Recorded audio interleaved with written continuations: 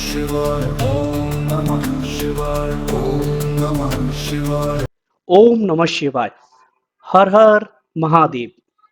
स्वागत है आप सभी का मेरे इस चैनल में। मैंने एक प्रयास किया है कि कुछ छोटी छोटी जानकारियों के माध्यम से हम सनातन से जुड़ी हुई कुछ जानकारियां अपने सोशल मीडिया दोस्तों तक पहुंचाएं। जैसा आप लोगों को विदित है कि आज का दौर सोशल मीडिया का दौर है।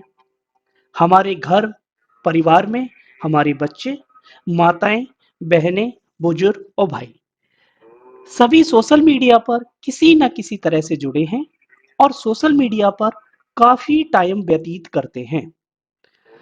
मैंने एक प्रयास किया है कि छोटी छोटी जानकारियों को सोशल मीडिया पर शेयर करूं, जिससे हमारे भाई बहन और हमारे आने वाली पीढ़ी सनातन की जानकारियों से अवगत रहे और उन्हें भी हमारे सनातन की सारी जानकारी हो।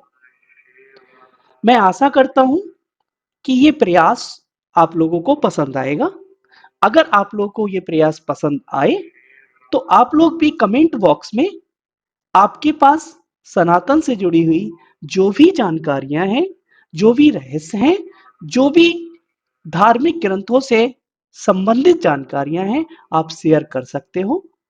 इसका फायदा ये होगा कि हमारे जो भी मित्र, भाई, बहन इस चैनल को देखेंगे, इस वीडियो को देखेंगे, कमेंट बॉक्स को पढ़ेंगे, तो उनके पास तक भी वो महत्वपूर्ण जानकारी पहुंच जाएगी। इसी कड़ी में आज का हमारा उद्देश्य है शिवलिंग और ज्योतिर्लिंग में अंतर जानने का। हमारे बहुत से दर्शक, बहुत से मित्र, बहुत से बुजुर्ग जो इस वीडियो को देख रहे हैं, हो सकता है उन्हें पहले से ही ये जानकारी हो और हो सकता है जो जानकारी मैं बता रहा हूं उससे ज्यादा और उससे अच्छी जानकारी उनके पास हो।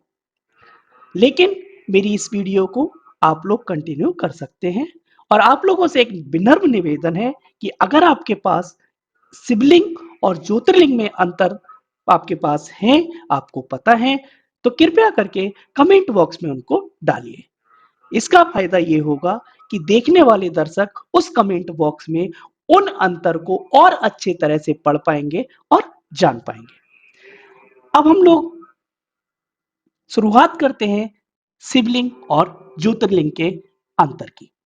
शिवलिंग, जैसा हम लोगों को पता है कि हमारे भारतवर्ष में हर गांव, हर शहर, हर राज्य में भगवान भोलेनाथ के बहुत सारे मंदिर हैं। उनमें भगवान शिव शिवलिंग के रूप में विराजमान हैं और हम उस शिवलिंग की पूजा, भगवान शिव की पूजा उस शिवलिंग के रूप में करते हैं। शिवलिंग की पूजा करने के लिए अन्य देवी देवताओं के मंदिर की तरह हमें किसी वरिष्ठ पुजारी, किसी योग्य ब्राह्मण और पंडित जी की आवश्यकता नहीं पड़ती। भगवान शिव की और शिवलिंग की पूजा हम स्वयं कर सकते हैं। लेकिन जो अन्य देवी देवताएं हैं उनकी पूजा करने के लिए हमें योग ब्राह्मण, योग पुजारी और योग पंडित की जरूरत पड़ती है। इसी कड़ी में शिवलिंग का अगर हम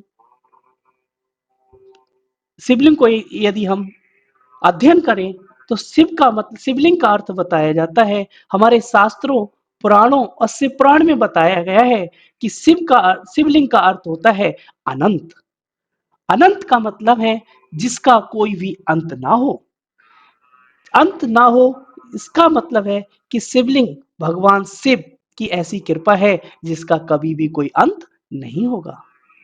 शिवलिंग हमें बताता है, शिवलिंग माता पार्वती और भगवान भोलेनाथ का एकल स्वरूप है, एकल स्वरूप है।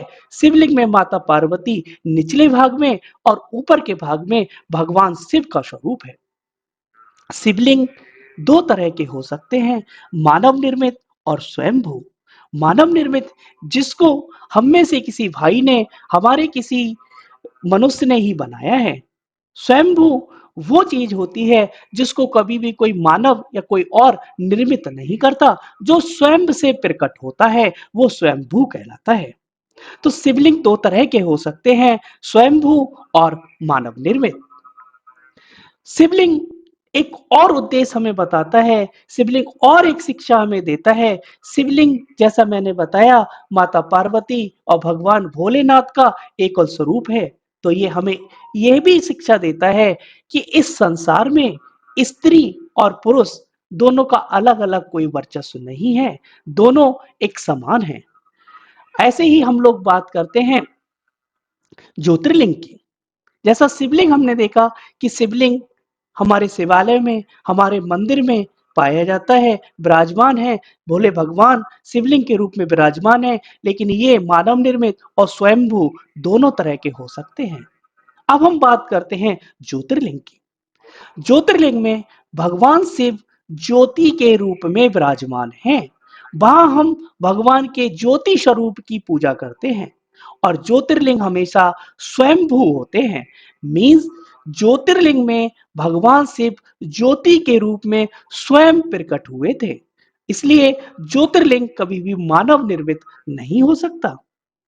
तो शिवलिंग और ज्योतिर्लिंग में जो सबसे बड़ा अंतर है वो ये है, शिवलिंग मानव निर्मित और स्वयंभू दोनों हो सकता है, लेकिन ज्योतिर्लिंग में हम भगवान शिव की ज्योति स्वरूप में पूजा करते हैं, जहां पर भगवान शिव स्वयं ज्योति स्वरूप में प्रकट हुए। ऐसा माना जाता है कि भगवान शिव ने वहां ज्योति रूप में दर्शन दिए और आज भी हम लोग ज्योतिर्लिंग के दर्शन करने के लिए जाते हैं। हमारे भारतवर्ष में 12 ज्योतिर्लिंग हैं। आप कह सकते हो कि भगवान भोलेनाथ ने 12 जगह पर ज्योति स्वरूप में हमें दर्शन दिए और आज भी विराजमान हैं। तो मुझे आशा है आप लोगों को ये एक अंतर और ये एक जानकारी पसंद आई होगी। अगर आपको ये जानकारी पसंद आई, मेरा ये प्रयास अच्छा लगा, तो इस वीडियो को लाइक कीजिए और चैनल को सब्सक्राइब कीजिए और हमारे साथ जुड़े रहिए। आप लोग कमेंट बॉक्स में इस तरह की कुछ रोचक और सनातन से जुड़ी हुई जानकारियां आप लोग डाल सकते हैं। इसका फायदा ये होगा कि जो भी इस कमेंट बॉक्स को देखेगा, जो भी इस वीडियो को देखेगा, उसे भी सनातन की जानकारी होगी। इस तरह की ही छोटी-छोटी कुछ वीडियो मैं आगे भी लाने का प्रयास करूँगा, जिसका फ़ायदा होगा कि हमारे बच्चे, हमारी आने वाली पीढ़ी, हमारे मित्र सनातन से जुड़े रहें। ओम नमः शिवाय। हर हर महादेव।